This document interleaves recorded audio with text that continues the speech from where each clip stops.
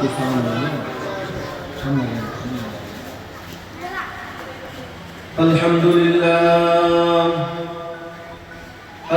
لله الذي كثر الحرص في الكتاب على التدبر والاعتبار والنظر والافتكار، وأشهد أن لا إله إلا الله وحده لا شريك له، ونشهد أن سيدنا وسندنا وحبيبنا وطبيب ربنا وطبيب قلوبنا ومولانا محمدا عبده ورسوله، صلى الله تعالى عليه وعلى آله وأصحابه الأخيار والأبرار.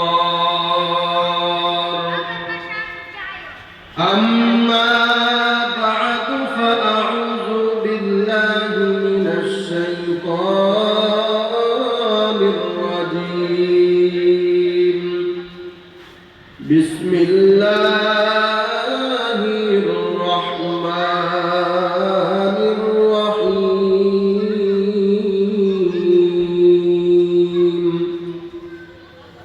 ويل لكل همزة لمزة الذي جمع مالا وعدده. آمنت بالله، صدق الله مولانا العظيم. وقال صاحب القرآن رسول الله صلى الله عليه وآله وسلم: إن رجال يتخوضون في مال الله بغير حق فلهم النار يوم القيامة، أو كما قال النبي عليه الصلاة والسلام.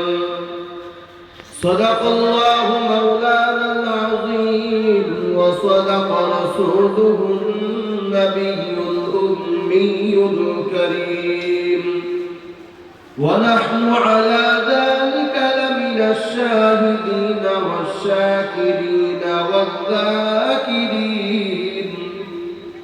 والحمد لله رب العالمين. निगाह मुमिन से तो बदल जाती है तकदीर, निगाह मुमिन से तो बदल जाती है तकदीर। ये बंदा की कुव्वत नहीं, कुदरत का इशारा। ये बंदा की कुव्वत नहीं, कुदरत का इशारा। है मर्द खिरद तर के मासी की ज़रूरत, है मर्द खिरद तर के मासी की ज़रूरत। अब सोहबत सालेह की सवा कोई नहीं चाहा, अब सोहबत सालेह की सवा कोई नहीं चाहा।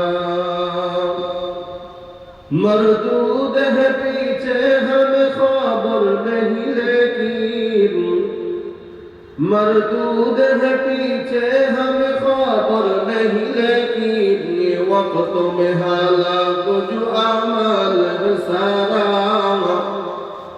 ये वक्त में जो अमाल है हालात है सारा। সকলের মোহাব্বত সুদরত ইব্রাহিম করি।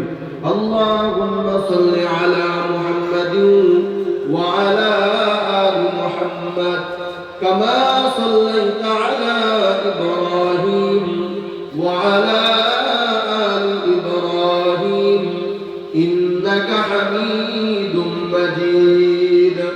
আল্লাহুম্মা বারিক আলা মুহাম্মাদিন ওয়া আলা আলি মুহাম্মাদ كما باركت على إبراهيم وعلى آل إبراهيم إنك حميد مجيد. ربنا لا تزغ قلوبنا بعد إذ هديتنا وهب لنا من لدنك رحمة إنك أنت الوهاب الحمد لله মাদ্রাসা নববী ঢাকা এলাকাবাসীর উদ্যোগে চতুর্থতম বাৎসরিক বিশাল ওয়াজ মাহফিল ও হালকা জিকিরের উপস্থিত মুহতারাম সম্মানিত সভাপতি আলহাজ আব্দুর রহমান সাহেব, আজকের মাহফিলের প্রধান অতিথি, প্রধান আকর্ষণ, সারা বাংলা আলোড়ন সৃষ্টিকারী বক্তা, আন্তর্জাতিক খ্যাতিসম্পন্ন মুফাসসির কোরআন সমুদ্র কণ্ঠস্বর হযরতুল আল্লামা হযরত মাওলানা শহীদুল ইসলাম সিদ্দিকী বরিশাল। আরো ওয়াজ করিবেন, প্রধান বক্তা হিসেবে তাফসীর পেশ করিবেন সুপরিচিত মুখ, সমুদ্র কণ্ঠস্বর হযরত মাওলানা মুফতি আব্দুর রহমান বেতাকি দামাত বারাকাতুহু। আর অন্যান্য ওলামা কেরামগণ উপস্থিত থাকে আওয়াজ নসিহত করিবেন। মুহতারাম হাজিরিন, আল্লাহ পাক রব্বুল আলামিনের দরবারে শুকরিয়া আদায় করি যে মহান আল্লাহ পাক রব্বুল আলামিন প্রতিকূল আবহাওয়ার ভিতরে আমাদেরকে ওয়াজ মাহফিল শোনার জন্য যে একটি পরিবেশ করে দিয়েছেন এবং সেই জান্নাতের বাগানে আসার বসার কিছু কথা বলার শোনার তৌফিক দান করলেন। সেই দয়াময় আল্লাহ পাক রব্বুল আলামিনের আলিশান দরবারে শুকরিয়া আদায় করে মুসলমান হিসেবে ঈমানের আওয়াজ উঁচু করে এক আওয়াজ উচ্চ কণ্ঠে সকলে কালিমাতুশ শুকর উচ্চারণ করি আলহামদুলিল্লাহ। লক্ষ কোটি দুরূদ সালাম বিশ্ব মানবতার কান্ডারি, বিশ্ব মানবতার মুক্তির দিশারি সাইয়্যিদুল মুরসালিন রাহমাতুল লিল আলামিন খাতামুন নবিয়্যিন ইমামুল মুরসালিন হযরত মুহাম্মদুর রাসূলুল্লাহ সাল্লাল্লাহু আলাইহি ওয়া আলিহি ওয়াসাল্লামের উপর কোরআনে হাকীমে সুপরিচিত একটি সূরা সূরাতুল হুমাযা থেকে কয়েক টুকরা আয়াতে কারিমা তেলাওয়াত করেছি। বিশ্বনবীর হাদিসের ভান্ডার থেকে একটি হাদিস পড়েছি। তেলাওয়াতকৃত আয়াতে কারিমা ও হাদিসে পাকের আলোকে কিছু সহি কথা আমাকে বলার মতো, সহি নিয়তে কিছু কথা আমাকে বলার মতো, আপনাদেরকে ধৈর্য ধারণ করে সহি নিয়তে শোনার মতো আল্লাহ পাক হিম্মত ধৈর্য তৌফিক দান করুন, সকলে বলে আমিন। মুহতারাম হাজিরিন, অনেক বিষয় নিয়ে আলোচনা করেন, তা আমারও একটু অভ্যাস হলো আমি আলোচনার আগে আমি আমার বিষয়বস্তুটা আমি শ্রোতাদেরকে আগে বলে দিই। সেই বিষয়টা হলো আল্লাহ পাক রব্বুল আলামিন প্রথমে বললেন ওয়াইলুল লিকুল্লি হুমাযাতিল লুমাযা। ওয়াইল একটা জাহান্নাম, একটা দুর্ভোগ, শাস্তির স্থান। এই ওয়াইল নামক জাহান্নামে যাবে কারা, এই বিষয়ে কিছু সংক্ষিপ্ত আলোচনা। তো আল্লাহ পাক রব্বুল আলামিন বলেন ওয়াইলুল লিকুল্লি হুমাযাতিল লুমাযা। আল্লাহ পাক রব্বুল আলামিন বলেন ওয়াইল নামক জাহান্নামে প্রথমত 4 ধরনের মানুষ ওয়াইল নামক জাহান্নামে যাবে। কয় ধরনের মানুষ? 4 ধরনের মানুষ। যেই কথাগুলো বলবো খুব মনোযোগ সহকারে শোনার চেষ্টা করি এবং আমলের নিয়তে শোনার চেষ্টা করি।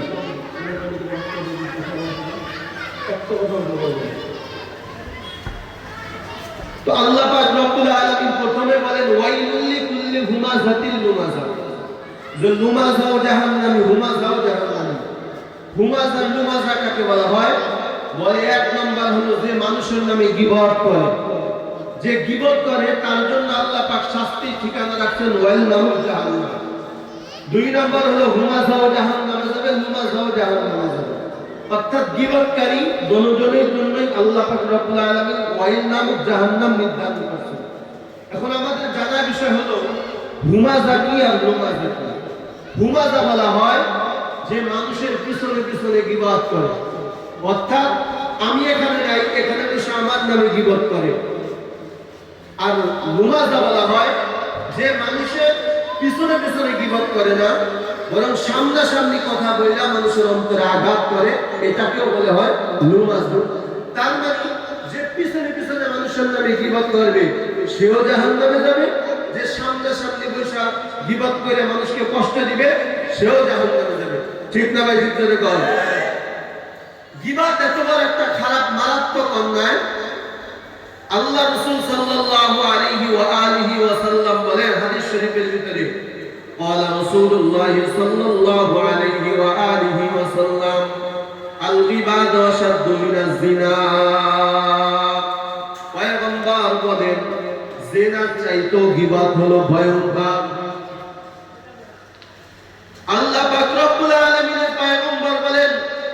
জেনার চাইতে গীবত বড় ভয়ঙ্কর।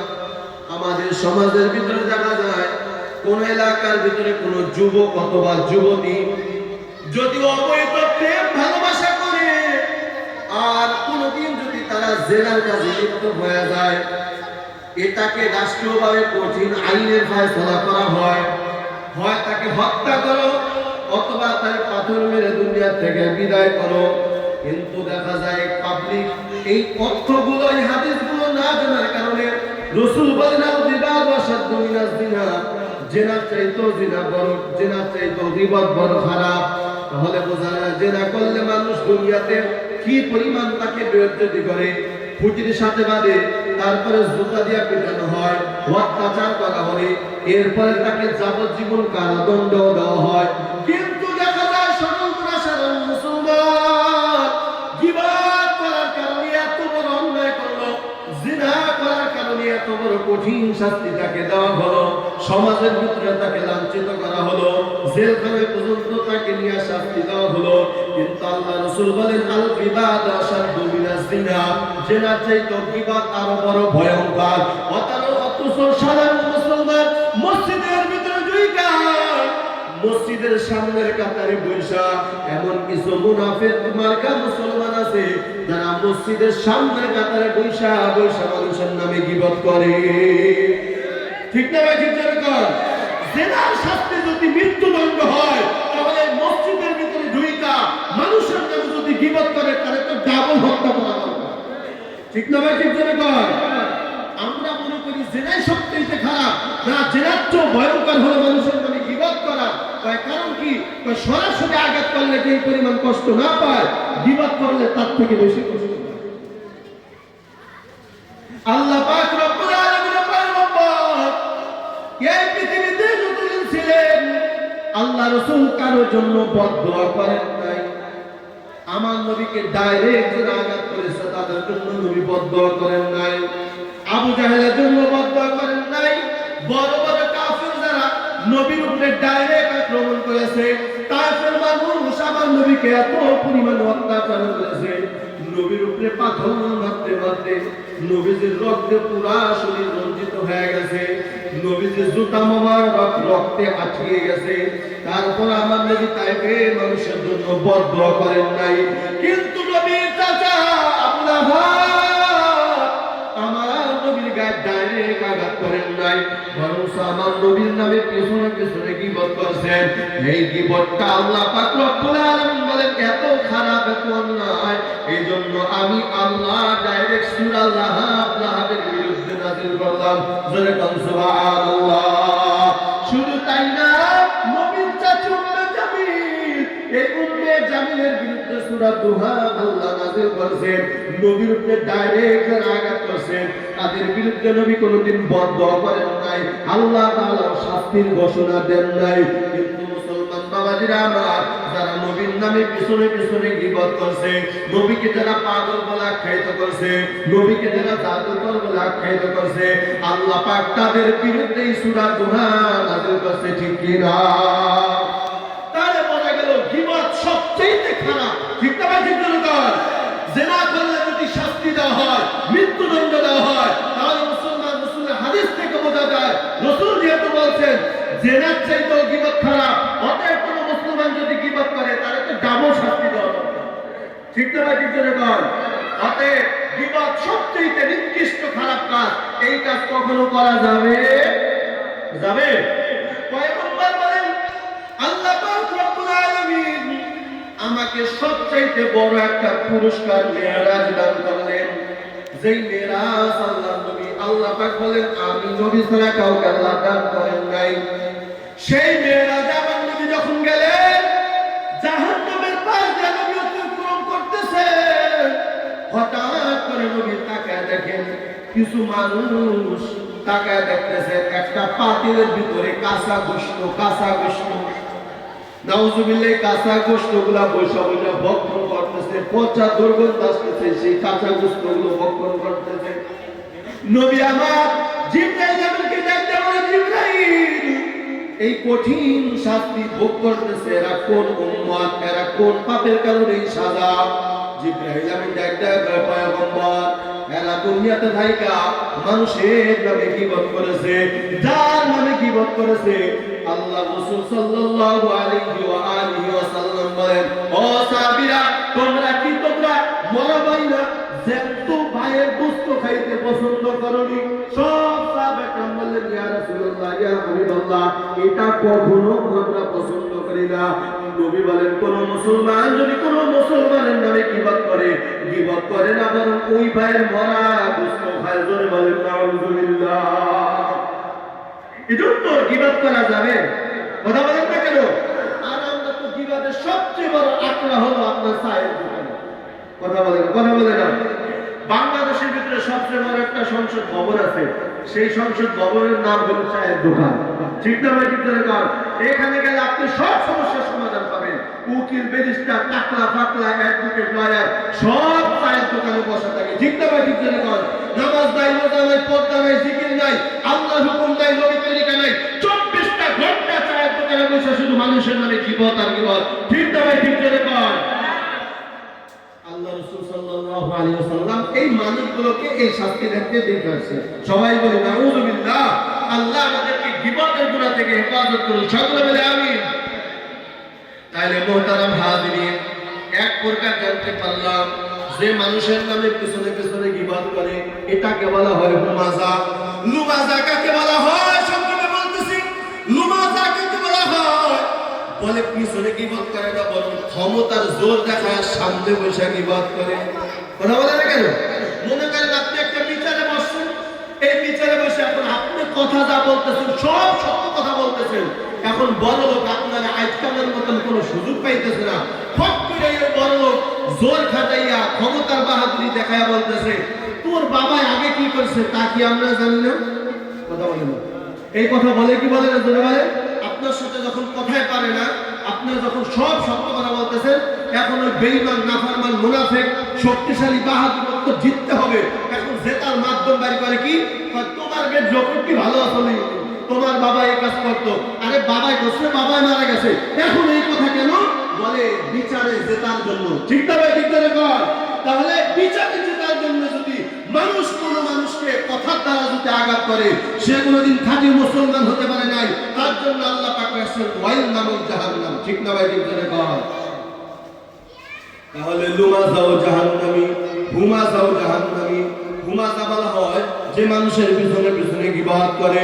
2 নম্বর, যে মানুষকে কথা বলে সামনে সামনে কথা দিয়া কষ্ট দেয়, এই মানুষটাও খোদার জাহান্নামে যাবে। কথা ঠিক কিনা?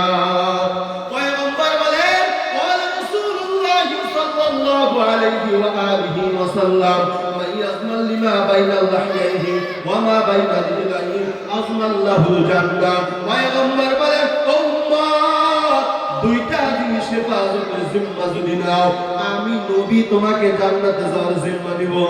সুবহানাল্লাহ। কয়টা জিনিস? দুইটা জিনিস যদি হেফাজতের জিম্মা নাও, আমি নবী তোমাকে জান্নাতে যাওয়ার জিম্মা নিব। বলি সুবহানাল্লাহ। 1 নম্বর হলো জবানের হেফাজত। 1 নম্বর কি? এই কথা বলেন সবাই। জবানের হেফাজত। জবানের হেফাজত কেমন ভাবে করবা?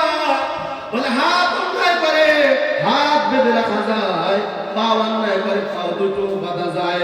এবার আপনি যদি চোখ অন্যায় করে চোখকেও বাঁধা যায়। কিন্তু জবান এমন একটা দামি সম্পদ, আল্লাহ বলেন দুনিয়া কোন মেডিসিন দেয় তাকে বাঁধা যায় না। আল্লাহ কি কুদরত! এই জিহ্বার ভিতরে কোনো আশাও লাগে না, আঠাও লাগে না, কষ্টের মাইরাও জিহ্বা আটকানো যায় না। আল্লাহ পাক রব্বুল আলামিন বলেন, উম্মত, যদি জবানকে হেফাজত করতে চাও, জবানকে যদি হেফাজত রাখতে চাও, দুনিয়ার কোন মেডিসিন দ্বারা হেফাজত রাখতে পারবা না। আমি আল্লাহর পক্ষ থেকে একটা মেডিসিন দিয়ে দিলাম, এই মেডিসিন অনুযায়ী যদি তুমি ঔষধ পালন করো, আমি আল্লাহ বলতেছি অবশ্যই তোমার জবান হেফাজত হবে। সেই ঔষধের নাম হলো মাওলার জিকির। আরো জোরে বলি সুবহানাল্লাহ। কার জিকির? আল্লাহর জিকির যদি বান্দা করতে পারো, জবানের হেফাজত করবেন কে? এজন্য পয়গম্বর বলেন, দুইটা জিনিস হেফাজতের জিম্মা নাও, আমি নবী তোমাকে জান্নাতে যাওয়ার জিম্মা নিব। 1 নম্বর জবানের হেফাজত, 2 নম্বর হলো লজ্জাস্থানের হেফাজত। এই দুইটা হেফাজতের জিম্মা যদি নাও, আমি নবী তোমাকে জান্নাতে যাওয়ার জিম্মা নিব। সুবহানাল্লাহ। তাহলে আমি যে কথাটা বুঝাইতে চাই খুব ভালোভাবে বুঝবেন। আমি আগেই বললাম ওয়াইল নামক জাহান্নামে যাবে কারা? বলে 4 শ্রেণীর মানুষ। 2 শ্রেণীর মানুষের আলোচনা করলাম। 1 নম্বর হলো হুমাজা, 2 নম্বর হলো লুমাজা। হুমাজা যে মানুষের পিছনে পিছনে গীবত করে, এই গীবতের দিকটা পিএইচডি করছেন আমাদের দুনিয়ার আপনার গ্রামের সমস্ত মহিলা। কথা বলে না কেন? কথা বলে না কেন? মহিলারা গীবতের পিএইচডি করে ফেলাইছে। দেখবেন 2-3 জন মহিলা যদি একখানে হয়, দুনিয়ার কোনো কথা ছাড়া আসমানের কোনো কথা নেই, কবরের কোনো কথা নেই। কার মেয়ে কি করছে, কার বেটা কি করছে, এগুলো নিয়ে শুধু মন্তব্য করা আছে না? আমাদের বাংলা শিক্ষা প্রতিষ্ঠান, হ্যাঁ, এই যে কেজি স্কুল আমি নিজে সচক্ষে দেখছি, রাইতুবি আইনাইয়া, আমি সরজমিনে দেখছি। এই কেজি স্কুলের কি সিস্টেম করছে? বেঈমানরা মুসলমানদের ভিতরে চক্রান্ত করার জন্য, বেঈমানরা জানে মুসলমানের কামান বিমান লাগে না, মুসলমানের একটা আওয়াজ হলো নারায়ে তাকবীর। ঠিক না ভাই? ঠিক চলে কর। এখন মুসলমানকে পিটায়ও দমানো যাবে না, এবং এখন এজন্য মুসলমানকে দমানোর জন্য বিভিন্ন মত দেখাইতেছে। কিসের লোক? উপভিত্তিক টাকার লোক, এরপরে আপনার সরকারি চাকরির লোক। এই লোকগুলো দেখায়া, আর এক সময় তো স্কুল কলেজ আমরাও পড়েছি, আমিও তো স্কুলে পড়েছি। আমরা সকাল 8টা পর্যন্ত সকালে বক্তব্য করতাম, 10টা বাজে স্কুলে যাইতাম। আমার স্কুলে ঠিক আছিল, আমার বক্তব্য কোরআন হাদিস সব ঠিক আছিল। বর্তমান যুগে বেঈমানরা দেখতেছে মুসলমানকে বেঈমান বানানোর জন্য পিটায় মিছিল করে বেঈমান বানানো যাবে না, তার গোলা করতে হবে। কিভাবে? বলে মুসলমানের ছোট ছোট সন্তান যেন কোরআন পড়তে না পারে, হাদিস পড়তে না পারে, এই কারণে সকালবেলা বেঈমানরা কুরসিনের ব্যবস্থা করছে। কথা বলেন না কেন ভাই? কথা বলেন না কেন? এই প্রাইভেটের ব্যবস্থা করছে, কুরসিনের ব্যবস্থা করছে। সকালবেলা ছোট্ট সন্তান, 5 বছরের সন্তান, শীতের ভিতরে আপনার ঠকঠক করে কাঁপে, তারপরও স্কুল ব্যাগ নিয়ে কলেজে যায়, কেজি স্কুলে যায়, কপাল পরা মসজিদে যায় না। ঠিক না ভাই? ঠিক চলে কর। এরপরে যখন স্কুলে যায়, স্যারেরা কয় 2-3 দিনে এতগুলা বই দিয়ে দেয় সন্তানের পিঠে। পোলাপান তো 5 বছরের বয়স, এতগুলা বই তো আর কাঁধে নিতে পারে না। এখন কি করবে? কান্না মা আমি আর স্কুলে যাবো না। গিল্লিগা পাই আমি এত বই তো আমি নিতে পারবো না। তখন ম্যাডাম স্যারেরা কি কথা জানেন? আবা আপনি নিয়ে এসেছেন। কি করে? কথা বলেন না কেন ভাই? আফা আপনি নিয়ে এসেছেন, এতগুলো বই যেহেতু সন্তান পারেন, আপনি নিয়ে এসেছেন। বাড়ির কাম বন্ধ, এরপরে তার পুরুষ মানুষটা সারাদিন রিক্সা চালায়, ঘরে খাওয়া দাওয়া বন্ধ, কাম কাজ সব বন্ধ। এই সন্তানটার কেজি স্কুলে দিয়া সব মহিলারা মিয়া এক জায়গায় বসে তারপরে ভাবি সম্মেলন। ঠিক না ভাই? ঠিক করে কর। ভাবি সম্মেলন করে, কার স্ত্রী কি করছে, কার স্বামী কি করছে, এগুলো নিয়ে। জন্য বললাম বাংলাদেশের ভিতরে গীবতের দিকটা পিএইচডি করছেন সমস্ত মহিলারা। এজন্য আল্লাহ পাক রব্বুল আলামিন বলে এই ওয়াইল নামক জাহান্নামে 4 ধরনের মানুষ যাবে, তার ভিতরে 2 ধরনের। 1 নাম্বার হলো যে মানুষের পিছনে পিছনে কি করে, এই সবাই কথা বলে না কেন ভাই? কি করে? গীবত করে। 2 নম্বরে সামনে সামনে বলে কথা বলে কষ্ট দেয়। ঠিক না ভাই? ঠিক করে কর। তাহলে আল্লাহ পাক রব্বুল আলামিন বলেন ওয়াইলুল লিকুল্লি হুমাযাতিল লুমাযা, ওয়াইল নামক জাহান্নামে 4 ধরনের মানুষ যাবে। 1 নম্বরে যে মানুষের পিছনে পিছনে গীবত করে, ওই লোকটা ওয়াইল নামক জাহান্নামে যাবে। 2 নম্বর যে মানুষের সামনে কথা বলে কষ্ট দেয়, ওই লোকটাও খোদার জাহান্নামে যাবে। সবাই বলে নাউযুবিল্লাহ। 3 নম্বর কোন ব্যক্তি জাহান্নামে যাবে? আল্লাহ পাক রব্বুল আলামিনের কোরআনের স্পষ্ট আয়াত, বানানো কথা না। যারা টাচ মোবাইল চালান, আজকে সূরা হুমাযা তাফসীরটা ডাউনলোড করে দেখবেন। আল্লাহ তাআলা স্পষ্ট বলেছেন 3 নম্বর ওই ব্যক্তি ওয়াইল নামক জাহান্নামে যাবে। আল্লাযী জামাআ মালাউ ওয়া আদ্দাদা, ওই ব্যক্তি ওয়াইল নামক জাহান্নামে যাবে। 3 নম্বরে যেই ব্যক্তি আল্লাযী জামাআ মালাউ ওয়া আদ্দাদা, মালকে শুধু জমা করে, মাল শুধু জমা করে আর গণনা করে, ওই লোকটাও খোদার জাহান্নামে যাবে। বলেন নাউযুবিল্লাহ। তাহলে 3 নম্বর ওই ব্যক্তি যে মাল কি করে, কথা বলেন না, মাল কি করে ভাই? জমা করে। আল্লাযী জামাআ মালা ওয়া আদ্দাদা, আদ্দাদা ইয়াদ্দাদু, গণনা করা। মাল শুধু জমা করে আর গণনা করে, বাড়লো কত কমলো কত। এখন যদি 10,000 টাকা ব্যাংকে জমা দেই, সোনালী ব্যাংকে আমার 10 লাখ টাকা হবে। আবার যদি আমি রূপালী ব্যাংকে 20,000 টাকা জমা দেই, আমার রূপালী ব্যাংকে 50 লক্ষ টাকা জমা হবে। এইভাবে শুধু মাল জমা করে, নিজেও খায় না, পরিবারেও খাওয়ায় না, আল্লাহ রাস্তায় দান করে না। আল্লাহ পাক রব্বুল আলামিন বলেন এই মানুষগুলা ওয়াইল নামক জাহান্নামে যাবে। নাউযুবিল্লাহ, আরো জোরে বলেন নাউযুবিল্লাহ। তাহলে 3 নম্বর স্পষ্ট হয়ে গেল, আল্লাযী জামাআ মালা ওয়া আদ্দাদা, যারা মালকে শুধু জমা করে, মাল জমা করে আর গণনা করে, বাড়লো কত কমলো কত, নিজেও খায় না, ছেলে মেয়ে স্ত্রীকেও খাওয়ায় না, পরিবারের পিছনে খরচ করে না, আল্লাহ রাস্তায়ও কথা বলে না, আল্লাহ রাস্তায়ও দান করে না। এই লোকগুলা কোথায় যাবে? খোদার ওয়াইল নামক জাহান্নামে যাবে। ঠিক না ভাই? ঠিক জোরে কর। এখন বলবেন হুজুর সবকে আল্লাহ রাস্তায় দিয়া দিবেন? না না, আল্লাহ রাসূল সাল্লাল্লাহু আলাইহি ওয়া আলিহি ওয়াসাল্লাম বলেন দানকারী হলো 6 প্রকার। কত প্রকার? হ্যাঁ সবাই জোরে বলেন। 6 প্রকার দানকারী, 6 প্রকার দানকারী। এর ভিতরে 1 প্রকার দানকারী যাবে খোদার জাহান্নামে। কয় প্রকার? 1 প্রকার দানকারী যাবে খোদার জাহান্নামে, বাকি 5 প্রকার দানকারী যাবে খোদার জান্নাতে। সুবহানাল্লাহ। তাহলে বলেন তো দানকারী কয় প্রকার? 6 প্রকার। কত প্রকার? 6 প্রকার। 1 প্রকার দানকারী যাবে খোদার জাহান্নামে, 5 প্রকার দানকারী যাবে খোদার জান্নাতে। সুবহানাল্লাহ। তবে কোন প্রকার দানকারী জাহান্নামে যাবে সেই কথাটা আমি আপনাকে আগে শোনাই।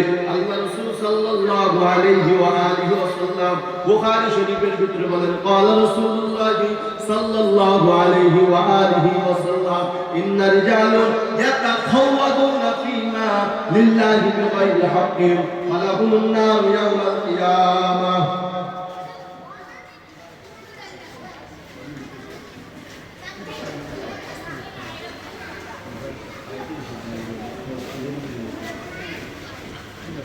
ইন্না রিজালান ইয়াতাখাওয়াদুনা ফীমা লিল্লাহি বিগাইরি হাক্কিন ফালাহুমুন নার ইয়াওমাল কিয়ামাহ।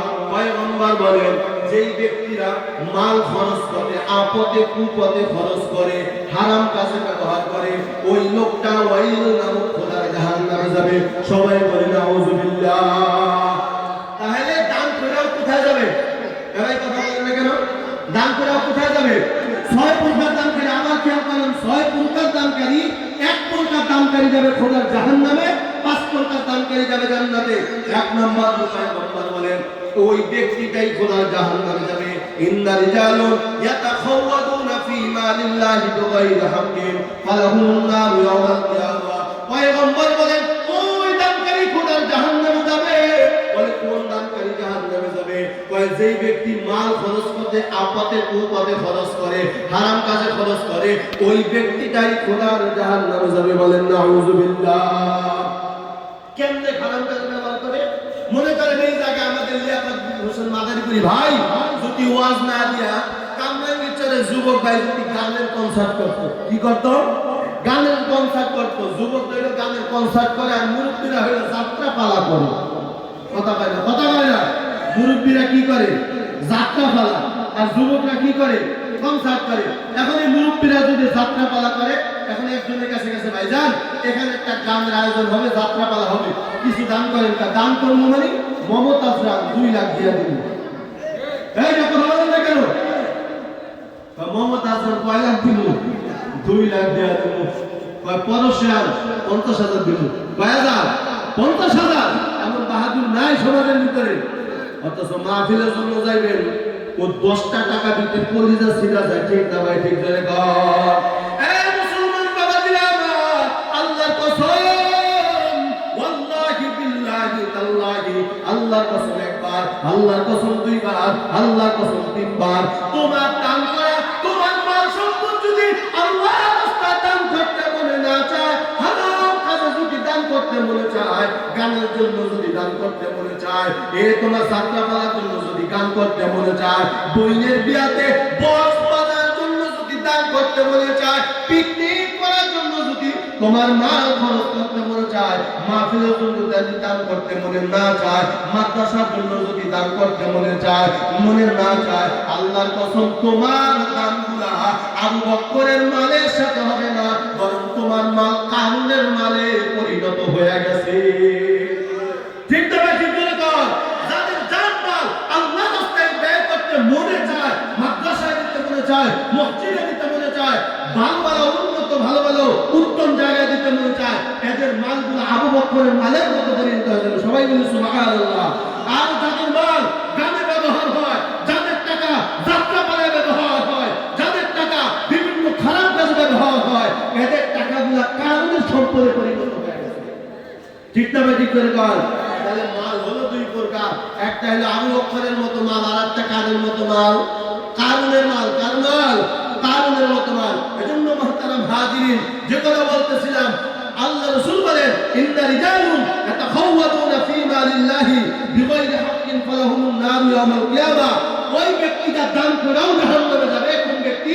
বলে যে মালটা আপদে বিপদে খরচ করে, হারাম কাজে ব্যবহার করে। এই মনে করেন যুবকরা একটা কনসার্টের আয়োজন করছে, এই গানবাদ্যের আয়োজন করছে, ওখানে যত টাকা যাবে। আর একটা কথা বলে রাখি, সমাজের ভিতরে এক আল্লাহর ওলি মনে করে আপনার বাবা আল্লাহর ওলি ছিল, 5 ওয়াক্ত নামাজ পড়ছে, সুন্নতের কোনো খেলাফ কোনো কাজ নাই, আল্লাহর হুকুমের কোনো তাবেদারির ভিতরে কোনো খেলাফ নাই, অথচ আল্লাহর ওলি মারা গেছে আপনার বাবা। আপনার বাড়ির ভিতরে যদি গানের আয়োজন হয়, আপনার বাবার সাথে কবরের সাথে সাথে আযাব শুরু হবে। তাহলে আপনি কেমন সন্তান হইলেন? হুজুরদেরকে দোয়া করতে নিয়ে যান, হুজুর আমার বাবার কবরে আযাব যেন বন্ধ হয়, অথচ আপনি নিজে গান বাদ্যের আয়োজন কইরা আপনার বাবার কবরে জাহান্নামের আগুন জ্বালাইতেছেন। আপনার মতো কুসন্তান দুনিয়াতে থাকার থেকে না থাকা ভালো। ঠিক না ভাই? ঠিক করে কর। এজন্য মুহতারাম হাজিরিন, আমাদের ওস্তাদ চলে আসে, আমি আর সংক্ষেপে দুই একটা কথা বলে ছেড়ে দেই। এক নম্বর হলো দানকারী কয় প্রকার বলছিলাম? কয় প্রকার? 6 প্রকার দানকারী। এক প্রকার দান করলে কোথায় যাবে? জাহান্নামে। সেই ব্যক্তিটা, যেই ব্যক্তির মাল হারাম কাজে ব্যবহার হয়। কি কাজে? মনে থাকবে তো ভাই? তাহলে বলছিলাম ওয়াইলাম জাহান্নাম কয় ব্যক্তির জন্য? 4 ব্যক্তির জন্য। এক নম্বর যে পিছনে পিছনে গীবত করে, 2 নম্বর যে সামনাসামনি কথা বলে মানুষকে কষ্ট দেয়, 3 নম্বরে 5 প্রকার দানকারী। 1 প্রকার দানকারী যাবে খোদার জাহান্নামে। ঠিক না ভাই? ঠিক করে কর। এবার 5 প্রকার দানকারী যাবে জান্নাতে। তবে আমার বলার সময় নাই, তবে এতটুকু আমরা জানি, যদি এই হারাম কাজ ব্যবহার না কইরা অন্য যে কোনো কাজে যদি আমার মাল ব্যবহার করি, আল্লাহ পাক আমারে জান্নাত দান করবে। সবাই বলি সুবহানাল্লাহ। তার ভিতরে 1 নম্বর আল ইনফাকু ফি তারবিয়াতিল ইয়াতামা, এতিমদেরকে লালন পালন করা, এতিমকে সাহায্য সহযোগিতা করা। মাদ্রাসা, এই যে মাদ্রাসা নববী ঢাকা, আমার লিয়াকত হোসেন মাদারীপুরের মাদ্রাসা আসবেন, কারা এতিম আছে, অসহায় আছে, এদেরকে দেখাশোনা করবেন, এদেরকে সহযোগিতা করবেন। আল্লাহ রাসূল সাল্লাল্লাহু আলাইহি ওয়াসাল্লাম বলেন, কাহাতাইনি ফিল জান্নাহ। আল্লাহ রাসূল বলেন, ওই যে এতিমকে হেফাজত করলো, এতিমকে সাহায্য সহযোগিতা করলো, কিয়ামতের ময়দানে আল্লাহ রাসূল বলেন, আল ইয়াতিম কাহাতাইনি ফিল জান্নাহ। 2টা আঙ্গুল রাসূল এইভাবে দেখায় বলেন, এইভাবে 2টা আঙ্গুল যেমন পাশাপাশি, কোন মানুষ যদি এতিমকে সাহায্য সহযোগিতা করে, ওই ব্যক্তির আমি রাসূল এইভাবে জান্নাতে পাশাপাশি থাকবো। তাহলে এতিমকে সাহায্য করতে রাজি আছি তো ইনশাআল্লাহ? তাহলে 5 প্রকার দানকারীর ভিতরে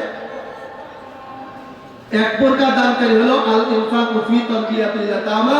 2 নম্বর হলো আল ইনফাকু ফিল বানাইল মসজিদ, যে মসজিদ বানায়, মসজিদে সহযোগিতা করে। মনে থাকবে তো ইনশাআল্লাহ? যাই হোক, তো সংক্ষিপ্ত আলোচনা যা করলাম, তবে মনে রাখেন এতটুকু কথা, হারাম কাজে যদি আমার মাল ব্যবহার না হয়, হালাল কাজে যদি ব্যবহার হয়, তাহলে আমি খোদার জান্নাতে যাব দান করার পর। সবাই বলে সুবহানাল্লাহ। যতটুকু কথা বললাম, এই কথাগুলোর প্রতি সর্বোত্তম আমাকে, আমাদের সকলকে সহিত আমল করিয়া কাজে একজন আল্লাহর সঙ্গে স্পর্শে যাইয়া আমলকে পরিশুদ্ধ করি, ইমানকে পরিপূর্ণ করিয়া, বিশেষ করে আমাদের এই গীবতের গুনাহ থেকে বেঁচে থেকে আল্লাহ পাক মুসলমানদের সকলকে কবরে যাওয়ার তৌফিক দান করুন।